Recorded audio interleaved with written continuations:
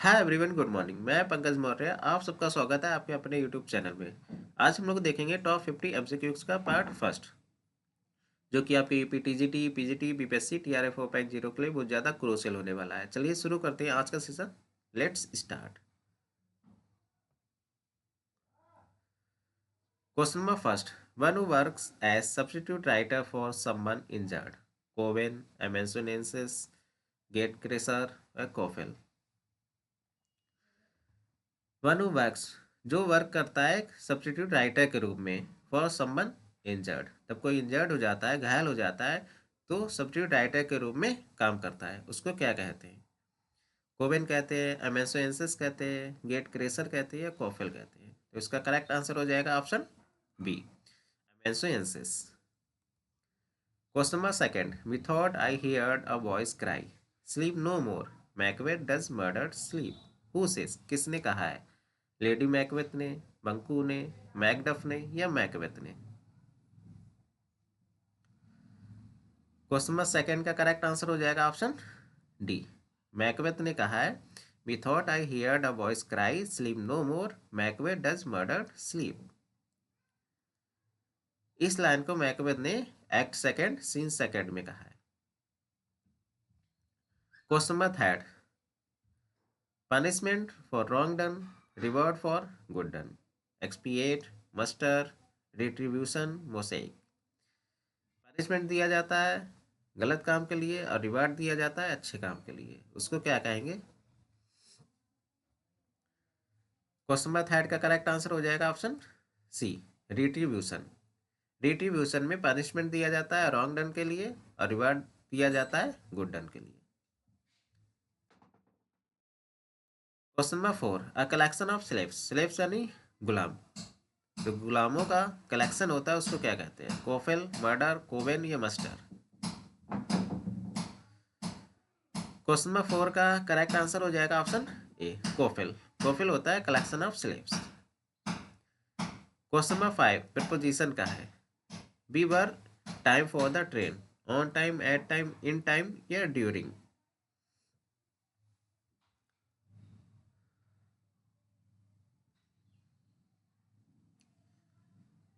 Question number five का correct answer हो जाएगा option C, in time.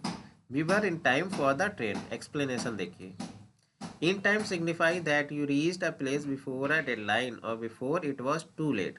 In time होता है जो डेडलाइन है उससे पहले पहुंचना किसी जगह पर, जिससे लेट ना हो। मतलब लेट ना होने के कारण समय से पहले पहुंचने के लिए इन टाइम का यूज होता है। और on time which means arriving precisely at the scheduled time, जो शेड्यूल्ड टाइम है उसी टाइम पर पहुंचना, मतलब समय पर पहुंचना ऑन टाइम और समय से पहले पहुंचना in time.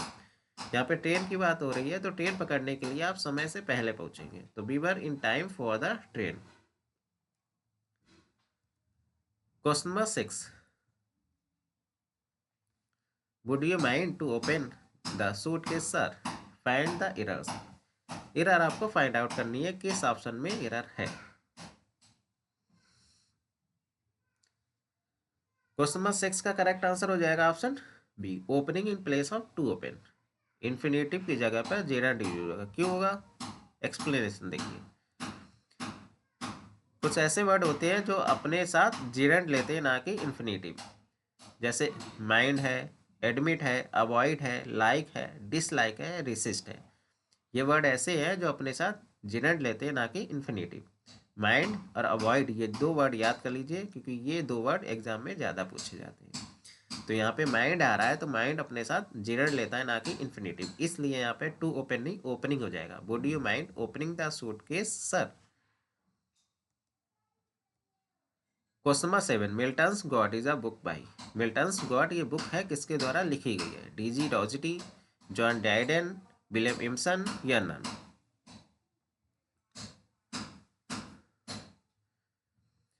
Question number seven का करेक्ट आंसर हो जाएगा ऑप्शन सी, विलियम इमसन ने लिखी है Milton's God. Question number eight, which play ends with the statue coming to life. किस प्ले की एंडिंग कमिंग टू लाइफ के साथ होती है? Winter's Tale, Midsummer Night Dream, Merchant of Venice, As you like It. Very important question है, TGT के point of view से।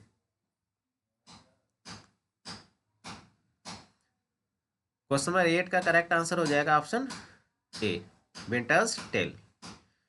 Winters Tale की जो एंडिंग होती है वो कमिंग टू लाइफ से होती है। एक्सप्लेनेशन देखिए, विलियम शेक्सपियर का प्ले है विंटर्स टेल। इसकी एंडिंग होती है with the statue of queen Hermione coming to life के साथ। The Winter's Tale is a play where a statue of Hermione comes to life and reveals herself as the real Hermione.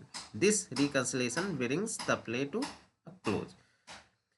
Winters Tale एक play है जहाँ पर Hermione जो comes to life को दर्शाती है, इनका एक स्टेचू बनाया जाता है। जो इस प्ले की हीरोइन होती है हरमाइन, ये मर जाती है। इसके मरने के बाद इसका स्टेचू बनाया जाता है जो कम्स टू लाइफ को दिखाता है, और ये reconciliation brings the play to close. और रिकंसिलेशन प्ले को एंड की तरफ ले जाता है। She is falsely accused of infidelity by her jealous husband King Leontes, and later after being seemingly dead, she is revealed as a statue that comes to life. Queen Hermione होती है। Queen Hermione पर आरोप लगाया जाता है बेवफाई का उसके पति लियोन्टेस के द्वारा, जिसके कारण उसकी मौत हो जाती है। और बाद में उसका स्टेचू बना दिया जाता है जो रिप्रेजेंट करता है कम्स टू लाइफ को या कमिंग टू लाइफ को। और इस प्ले की एंडिंग भी कमिंग टू लाइफ के साथ हो जाती है। तो किस प्ले की क्या थीम है, थीम याद रखिए, क्योंकि टीजीटी पीजीटी के एग्जाम में थीम पूछी जाती है। Question number 9, in which of the following play the middle class provincial life has been depicted by Shakespeare. William Shakespeare का कौन सा प्ले है जो दर्शाता है मिडिल क्लास प्रोविंशियल लाइफ को? Timon of Athens, Merry wives of Windsor, Coriolanus, Winter's tell.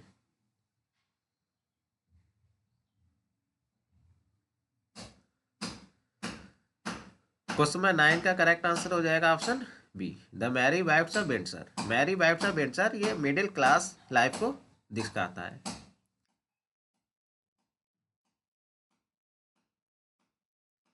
Mary wives of Windsor is known for its comedic and farcical nature, which is also characteristics of the play's depiction of provincial life.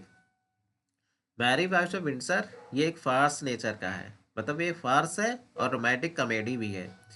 इसी play में provincial life को दिखाया जाता है, middle class provincial life को दिखाया जाता है। एक प्रकार की फार्स है, रोमांटिक कॉमेडी है। Question number 10, where does a Midsummer Night Dream begin? Theseus palace, Hippolyta room, Oberon room या none?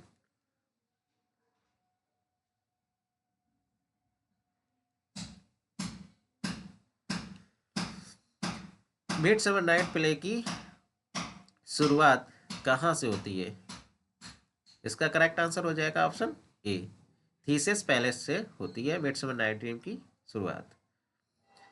Midsummer Night Dream begins in Athens. Athens में इसकी शुरुआत होती है at the palace of the duke, duke के palace में, जहाँ पे थीसियस और Hippolyta are discussing their upcoming marriage, अपनी मैरिज के बारे में डिस्कस कर रहे होते हैं थीसियस और हिप्पोलिटा। The play explored the contrast between the order and law of Athens and the chaos and magic of the forest.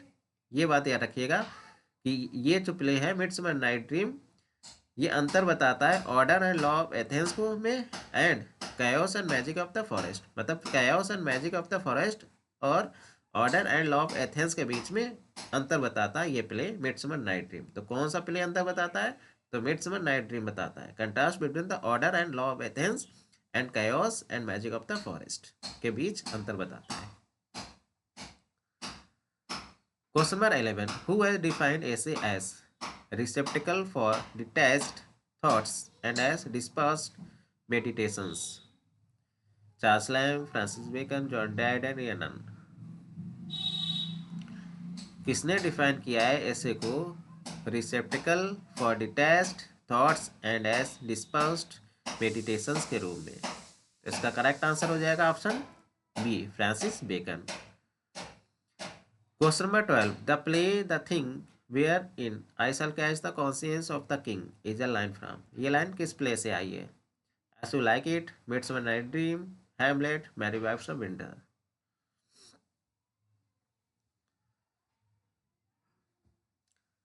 Question number 12 का करेक्ट आंसर हो जाएगा ऑप्शन सी, हैमलेट प्ले से ये लाइन ली गई है, the play the thing wherein I shall catch the conscience of the king. ये line Hamlet play में एक्ट सेकेंड सीन सेकेंड में आई है। Question number 13, I do beseech your grace let me the knowledge of my fault bear with me if with my self I hold intelligence is a line from, ये line किस play से ली गई है? As you like it, wits one Night Dream, Hamlet, Merry wives of Windsor. I do beseech मतलब मैं प्रार्थना करती हूँ कि मुझे मेरी जो गलती है उसका ज्ञान करवाइए। ये जो लाइन आई है, ये लाइन आई है एज यू लाइक इट में। करेक्ट आंसर हो जाएगा option A. As you like it में रोसालैंड कहती है ड्यूक ड्यूक फ्रेडरिक से रोसालैंड कहती है I do beseech your grace let me the knowledge of my fault bear with me, मतलब मैं प्रार्थना करती हूँ कि मुझे मेरी गलती का ज्ञान करवाइए। ये लाइन आई है act first and scene third में। Question number 14, Thomas Mowbray is a character in, ये करेक्टर किस प्ले में आया है? हेनरी सेकंड में, हेनरी फोर्थ में, रिचर्ड सेकंड या नन? क्वेश्चन नंबर 14 का करेक्ट आंसर हो जाएगा ऑप्शन सी, रिचर्ड सेकंड में ये करेक्टर आया है थॉमस मॉगरे। रिचर्ड सेकंड एक क्रोनिकल प्ले है, 5 एक्ट्स है, विलियम शेक्सपियर के द्वारा लिखा गया और लिखा गया 1595-96 में। पब्लिश हुआ है इन अ क्वार्टर एडिशन 1597 में एंड फर्स्ट वॉल्यूम में भी पब्लिश हुआ है 1623 में। The play open with the dispute between Bolingbroke जो बाद में हेनरी फोर्थ बनता है एंड माउगरे माउगरे और बोलिंगब्रोक के बीच में डिस्प्यूट को दिखाया गया है which Richard arbitrates by banishing both man. फिर बाद में रिचार्ड सेकंड होता है, माउगरे और बोलिंगब्रोक को दोनों को बैनिश करके इस डिस्प्यूट का हल निकालता है। तो the play open with the dispute between Bolingbroke वो बाद में हेनरी फोर्थ बनता है जाके।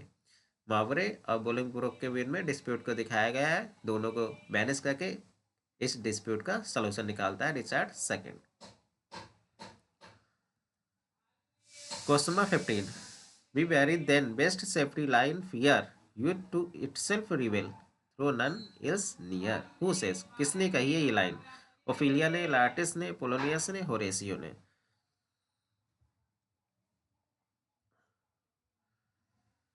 बी वेरी देन, वेरी मतलब केयरफुल, सावधान रहो, बेस्ट सेफ्टी लाइन फियर, सावधान रहो, बेस्ट सेफ्टी डरने में ही है, भय में ही है, यूथ टू इट सेल्फ रिवेल जो जवानी होती है वो अपने में ही विद्रोह करती है चाहे उसके पास आसपास कोई हो या ना हो।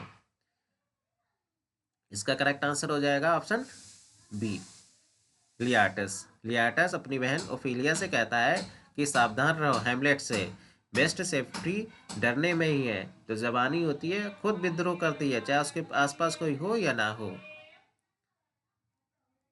देखिए ये लाइन लार्टिस के द्वारा कही जाती है अपनी बहन ओफिलिया से, ओफिलिया को समझा रहा होता है, एडवाइस दे रहा होता है अपनी सिस्टर ओफिलिया को, वार्निंग कर रहा होता है her to be cautious in her relationship with Hamlet, Hamlet के साथ ओफिलिया की जो रिलेशनशिप है उसको लेकर वार्न कर रहा होता है letters. Question number 16, a literary dramatic work that seeks to ridicule by means of grotesque exaggeration और कॉमिक इमिटेशन, किसकी बात हो रही है? मेलोड्रामा की, अपोरिया की, बर्लेस्क की या नन की?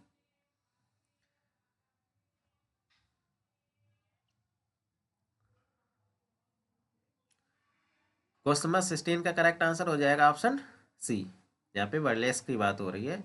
एक लिटरेरी और ड्रामेटिक वर्क होता है ridicule by means of grotesque exaggeration और कॉमिक इमिटेशन के माध्यम से इसमें मजाक उड़ाया जाता है। एक्सप्लेनेशन देखिए, burlesque specially refer to a form of satire, burlesque एक प्रकार का सटायर है इसमें किसी भी पर्सन या पर्सन के स्टाइल या उनके वर्क का मजाक उड़ाया जाता है, बहुत ही एक्सएजिटेटेड वे में या अपसर्ड इमिटेशन के रूप में, often with the humorous and sometimes even vulgar tone. मतलब अश्लील शब्दों का यूज करके भी कभी कभी पर्सन का स्टाइल का या उनके वर्क का मजाक उड़ाया जाता है। The term burlesque comes from the Italian word burla which means jest और मॉकरी। जो बर्लेक्स आया है इटालियन वर्ड्स वर्ला से आया, जिसका मतलब होता है जेस्ट या mockery. Question number 17,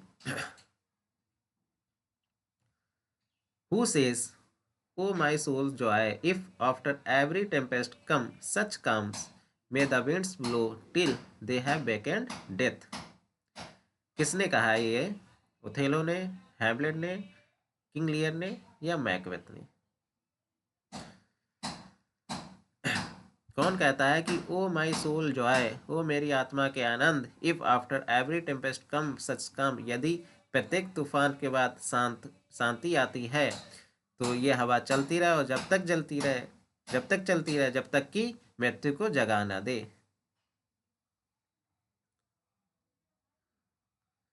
question number 17 का करेक्ट आंसर हो जाएगा ऑप्शन ए, ओथेलो। ओथेलो कहता है कि ये तूफान जो आया है, प्रत्येक तूफान के बाद अगर ऐसी शांति आती है तो हवा चलती रहे और जब तक चलती रहे जब तक कि ये मृत्यु को जगा ना दे। ओथेलो ही कहता है, ओथेलो प्ले में, जो कि विलियम शेक्सपियर के द्वारा लिखा गया प्ले है। Question number 18, for use almost can change the stamp of nature and master even the devil or throw him out with wondrous potency, who says। ये स्टेटमेंट किसका है? ओथेलो का, हैमलेट का, किंग लियर का, Macbeth का?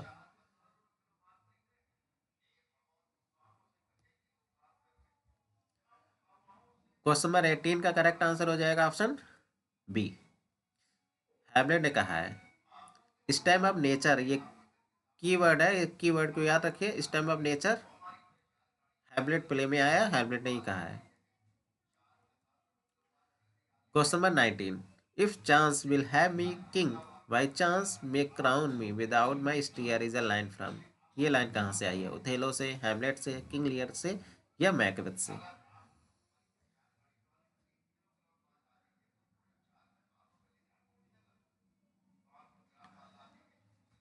Question number 19 का correct answer हो जाएगा ऑप्शन डी, मैकबेथ कहता है, ये मैकबेथ की असाइड है।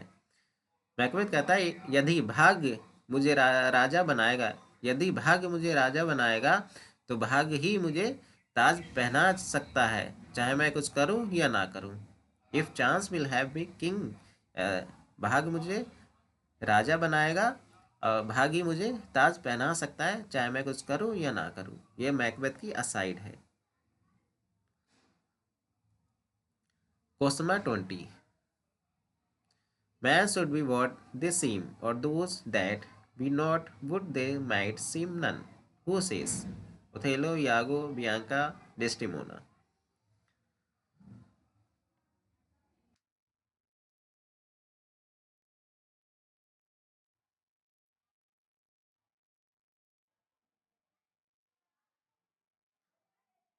क्वेश्चन नंबर 20 का करेक्ट आंसर हो जाएगा ऑप्शन बी, इयागो। इयागो कहता है man should be what they seem और those that be not what they might seem none. मतलब आदमी को वैसा ही दिखना चाहिए जैसा कि वे प्रतीक होते हैं, जैसा वो दिखते हैं वैसा ही दिखना चाहिए, अन्यथा जो नहीं है वो भी नहीं लगेंगे, अन्यथा जो है वो भी नहीं लगेंगे। मतलब आदमी को वैसा ही दिखना चाहिए जैसा कि वो दिखते हैं, अन्यथा जो है वैसा भी नहीं लगेंगे। इस लाइन को एक्ट 3 सीन 3 में इयागो के द्वारा कहा गया है। Question number 21, as when the sun gives his reflections shipwrecking storms direful thunders break। ये लाइन कहाँ से आई है? ओथेलो से, हैमलेट से, किंग लियर या मैकबेथ?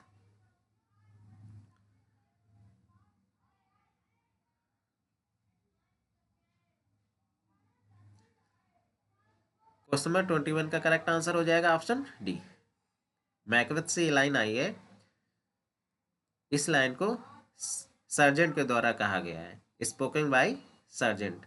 सर्जेंट के द्वारा कहा गया, who is reporting on the battle to King Duncan. जो बैटल में, युद्ध में जो कुछ हो रहा है उसकी रिपोर्टिंग कर रहा है किंग डंकन के सामने सर्जेंट। सर्जेंट कहता है, as when the sun gains his reflection ship breaking storm the direful thunders break.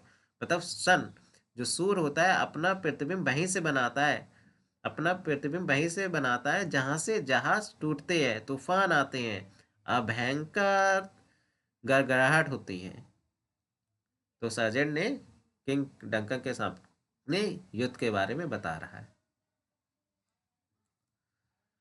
Question number 22,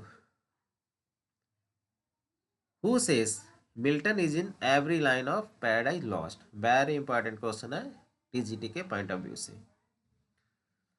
किसने कहा है Milton is in every line of paradise lost? Milton है पैराडाइज लॉस्ट की प्रत्येक लाइन में है। विलियम शेक्सपियर ने, बेन जॉनसन ने, जॉन ड्राइडेन ने, एस.टी. कॉलरिज ने। क्वेश्चन नंबर 22 का करेक्ट आंसर हो जाएगा ऑप्शन डी। एस.टी. कॉलरिज ने कहा है Milton is in every line of paradise Lost. Question number 23, who complain Milton saw nature through the spectacles of books. कौन complain करता है कि मिल्टन नेचर को किताब के चश्मों के माध्यम से देखते हैं? Spectacles of books. William Shakespeare ने, बेन जॉनसन ने, जॉन ड्राइडेन ने, कॉलरिज ने।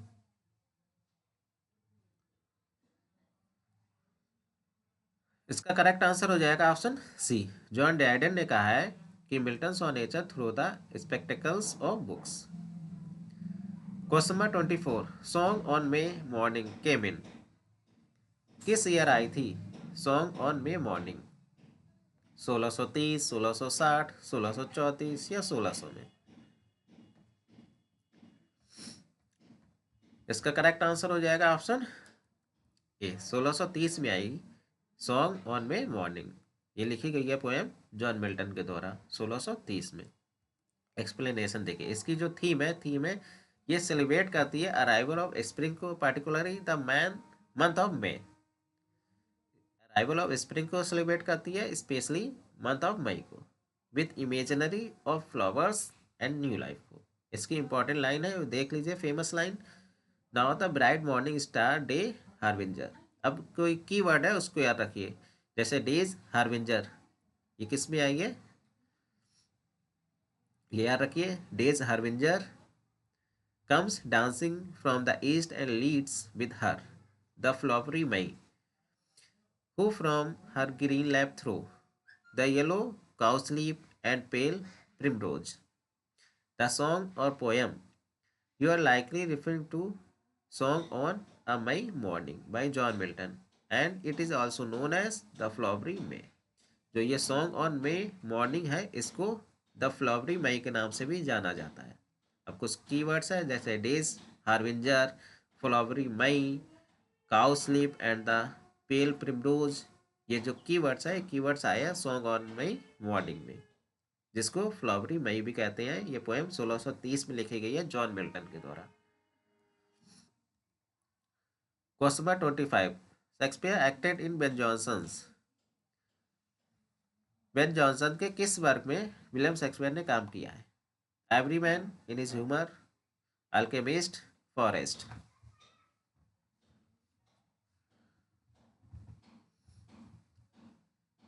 क्वेश्चन नंबर 25 का करेक्ट आंसर हो जाएगा option A. Every man in his humour में विलियम शेक्सपियर ने काम किया है, जो कि बेन जॉनसन का वर्क है। William Shakespeare perform in Ben Jonson's every man is humour in 1598 में काम किया था। बेन जॉनसन ने विलियम शेक्सपियर की तारीफ में कहा है, I do loved the man and do honour his memory.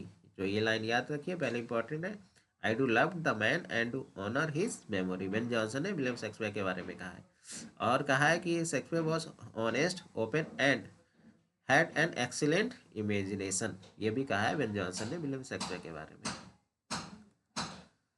Question number 26, ये इंपॉर्टेंट, वेरी इंपॉर्टेंट बन जाता है टीजीटी के पॉइंट ऑफ व्यू से। Who says about Elizabethan period. Elizabethan period के बारे में किसने कहा है? A novel and to puissant nation rousing herself like a strong man after sleep and checking her invisible locks. Wordsworth ने, Dryden ने, Robert Greene ने या जॉन मिल्टन ने? क्वेश्चन नंबर 26 का करेक्ट आंसर हो जाएगा ऑप्शन डी, जॉन मिल्टन ने कहा है एलिजाबेथ पीरियड के बारे में। ये डिफिनेशन याद रखिएगा, जॉन मिल्टन ने कही है एलिजाबेथन पीरियड के बारे में।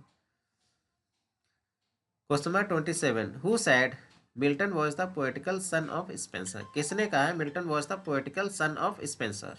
Wordsworth, Dryden, Robert Greene, William black?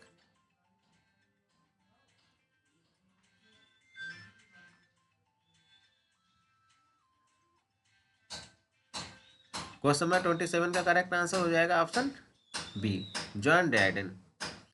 John Dryden ने कहा है Milton was the poetical son of Spenser. John Dryden ने कहा है मिल्टन को पोएटिकल सन ऑफ स्पेंसर। इनका एक वर्क आया था preface to fables ancient and modern. इस वर्क में जॉन ड्राइडन ने कहा था, जो कि 1700 में आया था। Question number 28, about Tottel's miscellany a character in Shakespeare's play says I had rather than 40 shillings I had my book of songs and sonnets here, who is the speaker and in this play? कौन कहता है और किस play में कहता है? कौन character कहता है और किस प्ले में कहता है टोटल्स मिसेलनी के बारे में, जो कि विलियम शेक्सपियर के प्ले शेक्सपियर प्लेस के बारे में कहते हैं? आई had rather than 40 shillings I had my book of songs and sonnets here. कौन सा कैरेक्टर कहता है विलियम शेक्सपियर के किस प्ले में? डॉक्टर पिंच कहते हैं कॉमेडी ऑफ एरर्स में, सिलेंडर कहते हैं मैरी वाइफ्स ऑफ विंडसर में, रोसालैंड कहती है एज यू लाइक इट में, डेस्टिमोना कहती है ओथेलो में।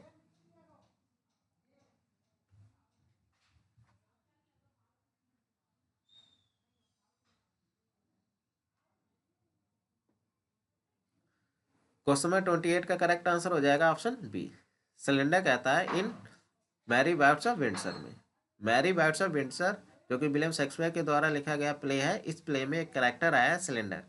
सिलेंडर कहता है टोटल्स मिसेलनी के बारे में। क्या कहता है? I had rather than 40 shillings I had my book of songs and sonnets hair.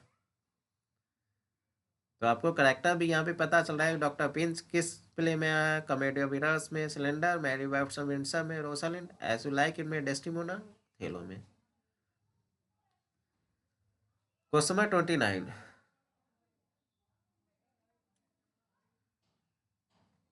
Thou can't not touch the freedom of my mind is a line from, ये लाइन किस वर्क से ली गई है? Paradise Lost, Paradise Regained, of religion या Comus?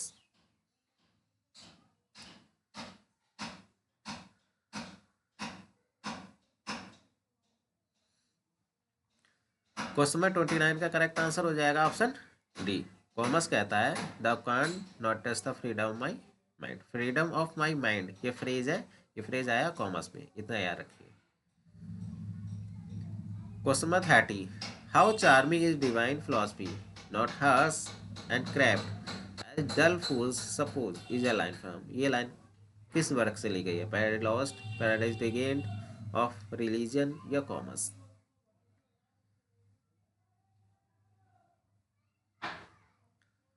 Question number 30 का correct answer हो जाएगा ऑप्शन डी, कॉमर्स से ली गई है। हाउ चार्मिंग डिवाइन फिलॉसफी, इतना याद रखिए, how charming divine philosophy Comus में आया है। Question number 31, John Galsworthy 1916 short story the apple tree is also known as, John Galsworthy के द्वारा लिखी गई एक शॉर्ट स्टोरी है, 1916 में लिखी थी, द एप्पल ट्री। इसको और किस नाम से जानते हैं? Midsummer love, midsummer hate, dream light या नन?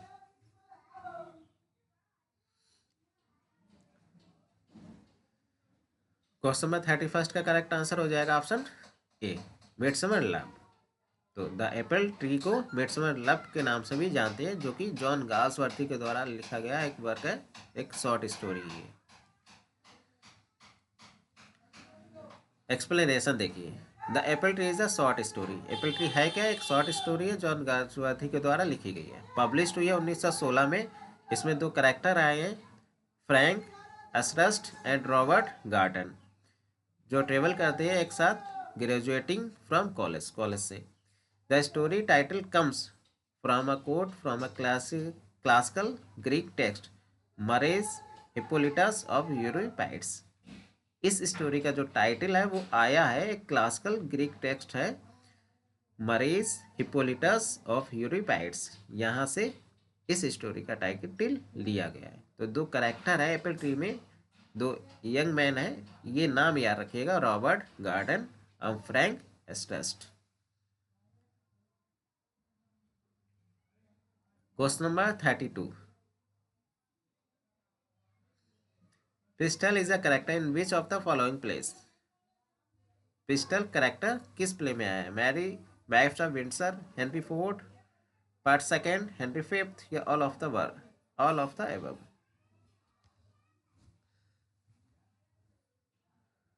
क्वेश्चन नंबर 32 का करेक्ट आंसर हो जाएगा option D, all of the above. मतलब जो पिस्टल करेक्टर है, merry merry wives of Windsor में भी आया, हेनरी फोर्थ पार्ट सेकेंड में भी आया, हेनरी फिफ्थ में आया, तीनों में आया है। Question number 33। Who praised the novel the man of property and called it really rather novel. कौन प्रशंसा करता है मैन ऑफ प्रॉपर्टी की really rather novel?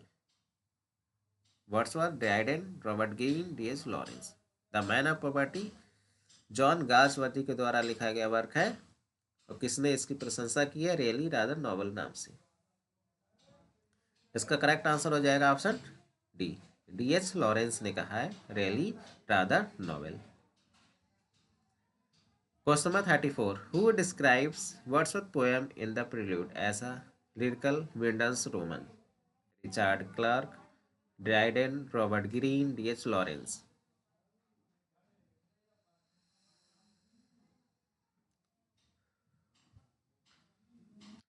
Question number 34 का करेक्ट आंसर हो जाएगा option A, Richard Clarke. Question number 35। Almost all man are less humorous than Shakespeare but most man are most humorous than Milton. Who says? किसने कहा है? W H. Hudson, sir Walter Scott, sir Walter Raleigh, John Dryden. Question number 35 का correct answer हो जाएगा option C, Sir Walter Raleigh ने कहा है almost all men are less humorous than Shakespeare, but most men are most humorous than Milton.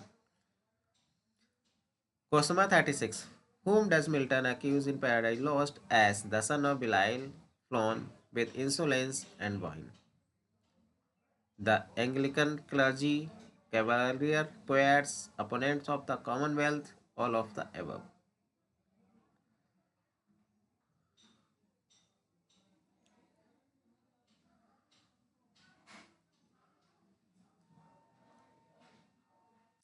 Question number 36 का correct answer हो जाएगा option D, all of the above. John Milton आरोप लगाते हैं Paradise Lost में the sons of Belial flown with insolence and wine के रूप में एंग्लिकन क्लर्जी पर, द कैवालियर पोएट्स पर, the opponents of the commonwealth पर। Question number 37। He for God only, she for God in him is a line from Paradise Regained, लाइसिडास, of education, Paradise Lost. किस work से ये line आई है? He for God only, she for God in him.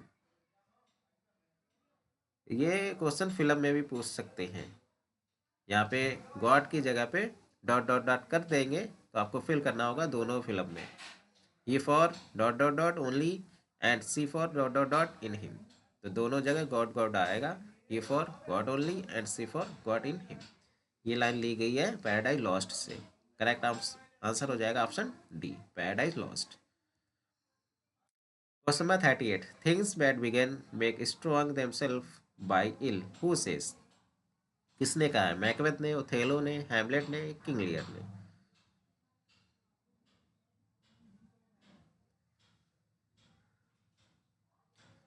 Question number 38 का correct answer हो जाएगा option ए, Macbeth ने कहा है things bad begin make strong themselves by ill. Question number 39। Who advises Macbeth these deeds must not be thought after these ways. कौन advice करता है Macbeth को और कहता है these deeds must not be thought after these ways? Duncan, Lady Macbeth, Macduff या Fleance? Question number 39 का correct answer हो जाएगा option B. Lady Macbeth advice करती है मैकबेथ को, कहती है these deeds must not be thought. Question number 40, who criticized Othello by Shakespeare for not maintaining the classical unities? कौन क्रिटिसाइज करता है ओथेलो प्ले को, कहता है कि not maintaining the classical unities? T S. Eliot, Dryden, Ben Jonson, Thomas Rymer?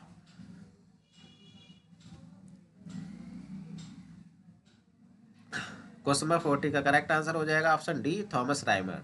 Thomas Rymer ने criticise किया Othello play को और कहा है कि not maintaining the classical unities. Question number 41, truth is as impossible to be soiled by any outward touch as the sunbeam। Line taken from, ये line किस work से ली गई है? Lycidas, Paradise Lost, the doctrine and discipline of divorce या none? Question number 41 का correct answer हो जाएगा option C, the doctrine and discipline of divorce से ये लाइन ली गई है। Truth is as impossible to be soiled by any outward touch as the sunbeam. John Milton ने 4 पंफलेट लिखे हैं जिसको डिवोर्स टेक्स्ट के नाम से जाना जाता है। ये 4 ट्रैक्ट है डिवोर्स के ऊपर ही लिखे हैं। The doctrine and discipline of divorce 1643 में लिखा है। The judgement of Martin Bucer 1644 में। टेट्राकोडन 1645 में। कोलेस्टेरियन 1645 में। मतलब इनके 4 ट्रैक्ट आया तो 1643 टू 1645, 1643 और 1645 के बीच में आए हैं। तो ये 4 नाम है, याद करिए, इनकी डेट भी याद करिए कब आई है। 1643 में आई है doctrine and discipline of divorce, judgement of the Martin Bucer 1644, Tetrachordon 1645 और कोलेस्टेरियन 1645, दोनों साथ में आए हैं। टेट्राकोडन 1645 में आए, इसी में इन्होंने बताया कॉन्सेप्ट ऑफ नेचुरल लॉ में। तो क्वेश्चन बन सकता है कि जॉन मिल्टन ने अपने किस वर्क में बताया कॉन्सेप्ट ऑफ नेचुरल लॉ के बारे में? तो बताया टेट्राकोडन में। टेट्राकोडन में बताया further explanation of the arguments of for divorce with the focus on the nature of marriage and the concept of natural law. तो इतना याद रखिए, इन्होंने जो फोकस किया है टेट्राकोडन में, फोकस किया है नेचर ऑफ मैरिज पर and concept of natural law पर। Question number 42, Hamlet is a tragedy of revel, who said? किसने कहा है? Matthew Arnold, John Dryden, S T. Coleridge, William Hazlitt?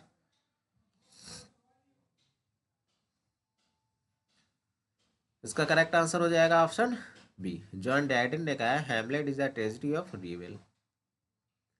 Question number 43, Polonius is a sincere father but also a busy body, who said? Matthew Arnold, John Dryden, S T. Coleridge, William Hazlitt?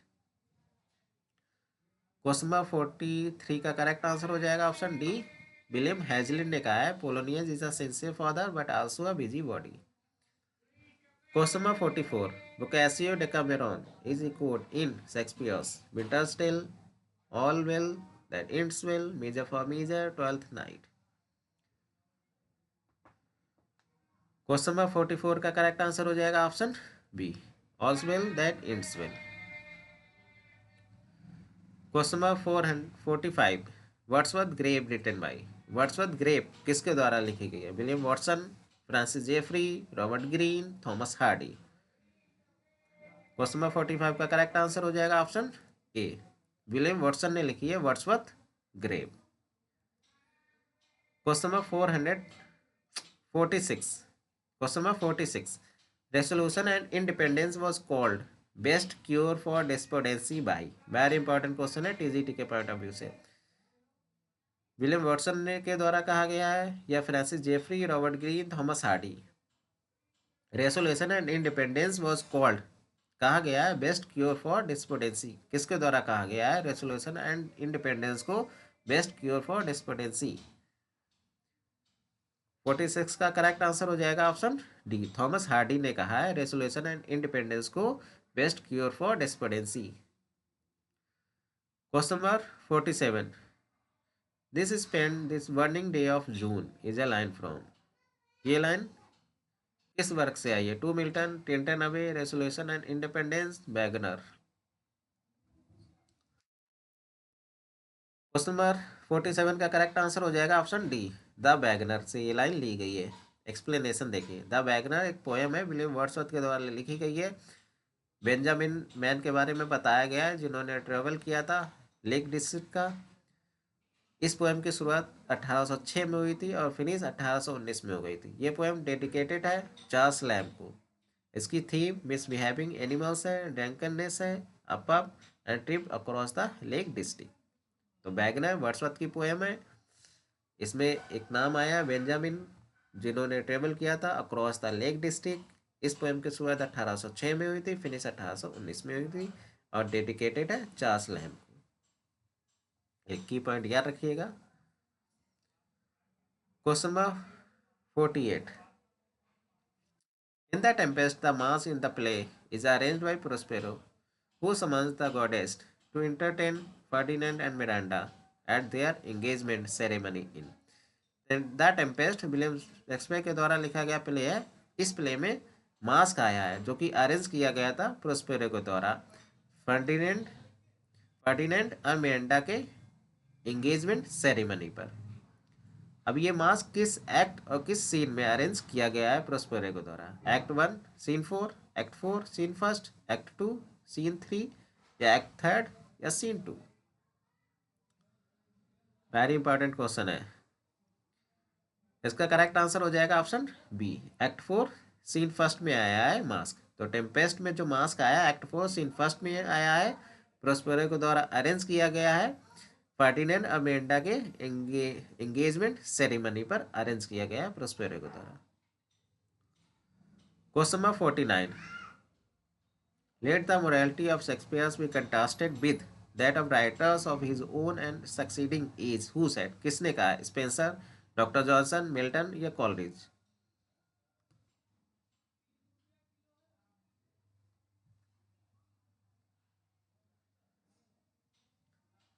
Question number 49 का correct answer हो जाएगा option D, Coleridge ने कहा है let the morality of Shakespeare be contrasted with that of writers of his own and succeeding age. Question number 50, who gave Hamlet a new title Mona Lisa of English literature? किसने Hamlet को title दिया है Mona Lisa of English literature? Spenser, T S. Eliot, Milton या Dryden? Question number 50 का correct answer हो जाएगा option B, T S. Eliot ने Hamlet को कहा है मोनालिसा ऑफ इंग्लिश लिटरेचर।